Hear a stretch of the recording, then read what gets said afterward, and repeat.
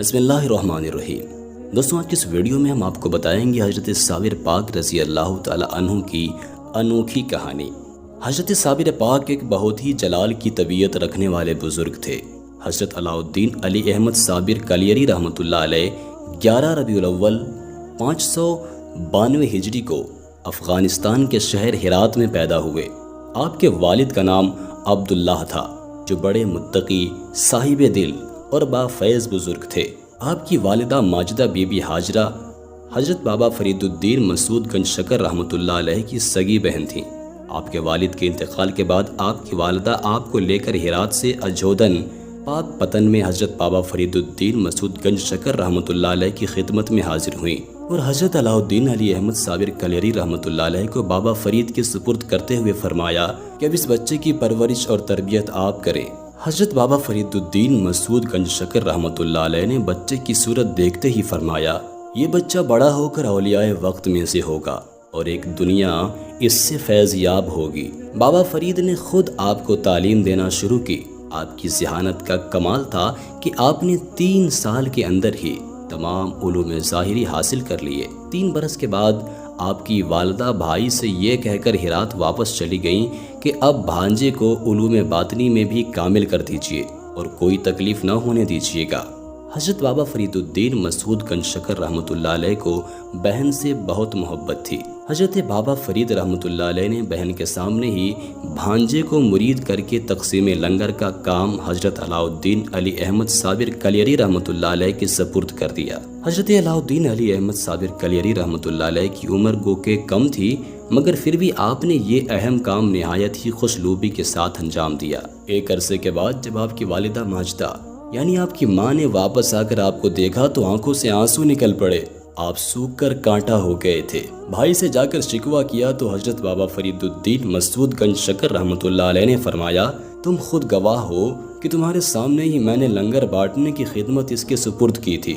حضرت علاء الدین علی احمد صابر کلیری رحمۃ اللہ علیہ سے پوچھا گیا تو آپ نے جواب دیا کہ آپ نے تقسیم لنگر ہی کا تو مجھے حکم دیا تھا، یہ کب فرمایا تھا کہ اس میں سے کچھ کھا بھی لینا۔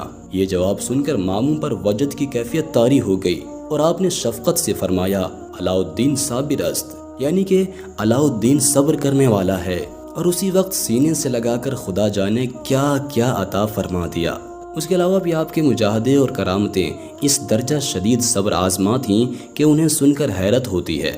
ایک دن حضرت علاء الدین علی احمد صابر کلیری رحمۃ اللہ علیہ کی ماں نے حضرت بابا فرید الدین مسعود گنج شکر رحمۃ اللہ علیہ کو آپ کی بیٹی سے علاء الدین صابر کلیری رحمۃ اللہ علیہ کی شادی کی بات کی تو آپ نے فرمایا کہ علاء الدین صابر کلیری کو شادی اور بیوی کا ہوش نہیں ہے، لیکن بہن نہیں مانی اور بھائی سے رشتے پر اصرار کرتی رہیں۔ آخر بابا فرید الدین نے بہن کے جذبات کا احترام کرتے ہوئے اپنی بیٹی خدیجہ بیگم کے ساتھ حضرت علاء الدین علی احمد صابر کلیری رحمۃ اللہ علیہ کا نکاح پڑھا دیا۔ آپ نے دلہن کو اپنے حجرہ میں دیکھا تو پوچھا، تم کون ہو؟ خدیجہ بیگم نے جواب دیا، آپ کی بیوی ہوں۔ آپ نے فرمایا، جب ہم خدا کے ہو چکے ہیں تو پھر ہمیں غیر کی کیا ضرورت رہی؟ اور جب آپ نے نظر ڈالی تو دلہن کے جسم میں آگ لگ گئی۔ صبح کو ماں آئی تو بہو کو راکھ دیکھ کر غصے میں کہا، میں تمہارے ماموں کو کیا جواب دوں گی؟ انہیں بھی فوراً بخار آ گیا اور کچھ ہی دن کے بعد وہ بھی انتقال کر گئیں۔ اس کے بعد آپ جو حجرے میں داخل ہوئے تو پورے 9 سال اندر ہی رہے اور باہر نہ نکلے، نہ کچھ کھایا نہ کچھ پیا۔ 9 برس کے بعد حضرت بابا فرید الدین گنج شکر رحمۃ اللہ علیہ جب حضرت مخدوم کے حجرے میں صبح کے وقت گئے تو دیکھا کہ آپ استغراق کے عالم میں بے حس و حرکت بیٹھے ہوئے ہیں۔ آپ کے کان میں 7 مرتبہ الا اللہ بلند آواز سے کہا تو ہوش میں آ گئے اور مرشد کو سامنے دیکھ کر قدم چوم لیے اور آداب بجا لائے۔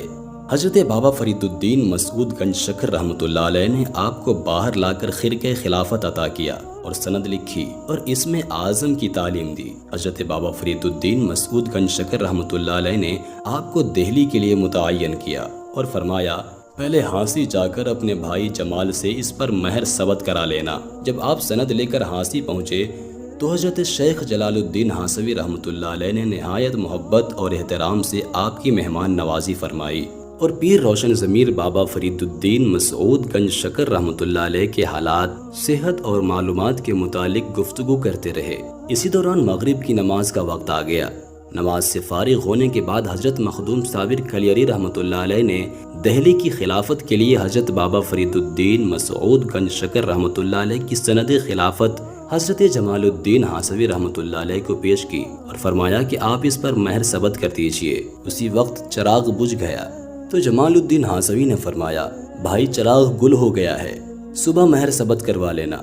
لیکن آپ نے فرمایا نہیں، دوسرا چراغ منگوا کر اسی وقت مہر لگا دیجئے۔ جمال الدین ہاسوی نے دوسرا چراغ منگوایا۔ ابھی آپ مہر لگوانا ہی چاہتے تھے کہ دوسرا چراغ بھی گل ہو گیا۔ انہوں نے کہا کہ اب آپ صبح مہر لگوا لینا۔ اسی وقت حضرت علاء الدین صابر کلیری رحمۃ اللہ علیہ نے اپنی انگلی پر کچھ دم کیا تو آپ کی انگلی روشن ہو گئی۔ آپ نے جمال الدین ہاسوی رحمۃ اللہ علیہ سے فرمایا، اب آپ مہر ثبت کر دیجئے۔ حضرت جمال الدین ہاسوی رحمۃ اللہ علیہ نے یہ رنگ دیکھا تو حضرت علاء الدین صابر کلیری رحمۃ اللہ علیہ کی سند چاک کر دی اور فرمایا، تمہارے دم مارنے کی تاب دہلی میں کہاں ہے؟ تم تو ایک دم مارتے ہی دہلی کو جلا کر راکھ کر دو گے۔ جواب میں حضرت مخدوم علاء الدین صابر کلیری رحمۃ اللہ علیہ نے حالت جلال میں فرمایا، آپ نے میری سند خلافت چاک کی ہے، میں نے آپ کا سلسلہ چاک کر دیا۔ اس کے بعد اجودھن جا کر حضرت بابا فرید الدین مسعود گنج شکر رحمۃ اللہ علیہ کو ساری تفصیل سنا دی۔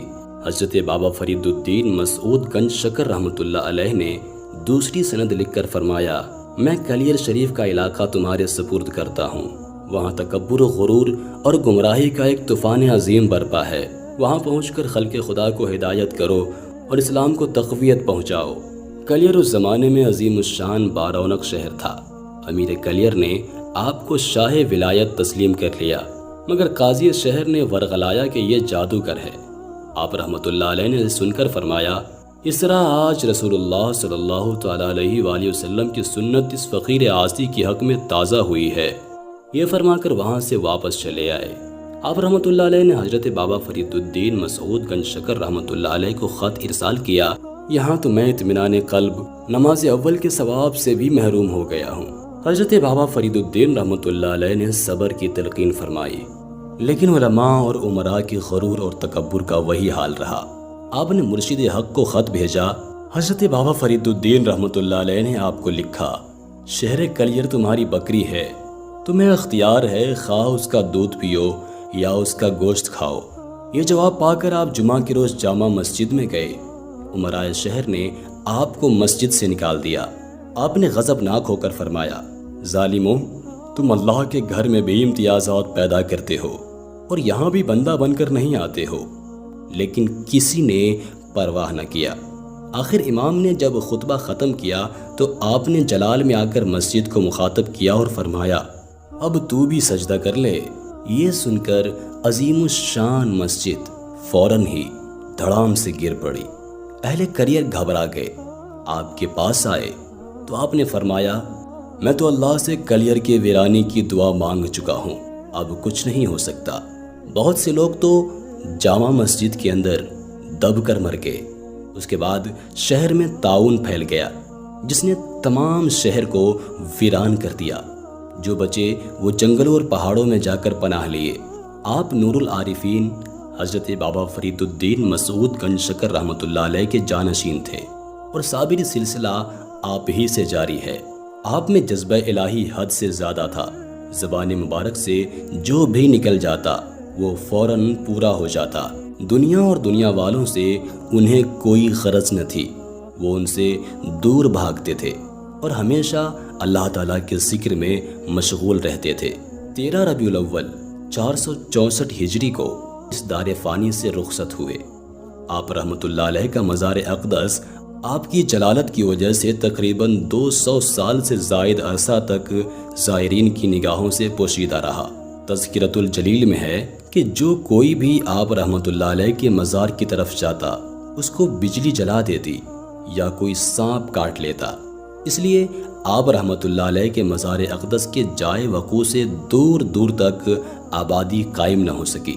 حضرت شیخ عبد القدوس گنگوہی رحمۃ اللہ علیہ ایک دن معمول کے مطابق اپنے دادا مرشد حضرت شیخ عبد الحق رحمۃ اللہ علیہ کے مزار پر جھاڑو دینے میں مشغول تھے کہ آواز آئی، ہمارے مزار پر بھی جھاڑو دے دیا کرو۔ حضرت شیخ عبدالقدوس گنگوہی رحمۃ اللہ علیہ یہ نہ سمجھ سکے کہ کس بزرگ کی آواز ہے، چنانچہ آپ نے مزار شریف پر بیٹھ کر مراقبہ شروع کیا تو پتہ چلا کہ یہ آواز حضرت صابر کلیری رحمۃ اللہ علیہ کی ہے۔ اس واقعہ کے بعد حضرت شیخ عبدالقدوس گنگوہی رحمۃ اللہ علیہ اپنے مریدوں کو ساتھ لے کر مزار اقدس پر پہنچے، وہاں قرآن خوانی اور فاتحہ کروائی اور حلوہ کے توشہ پر حضور اکرم صلی اللہ تعالیٰ علیہ وآلہ وسلم کی روح کو ثواب پہنچا کر وہاں کے موجود لوگوں میں بانٹ دیا۔ حضرت شیخ عبدالقدوس گنگوہی رحمۃ اللہ علیہ نے ہی 3 روز وہاں ٹھہر کر مزار اقدس کی حد بندی فرمائی، بانس کے ستون بنا کر لکڑیوں کی چھت سے مزار اقدس پر سایہ کیا۔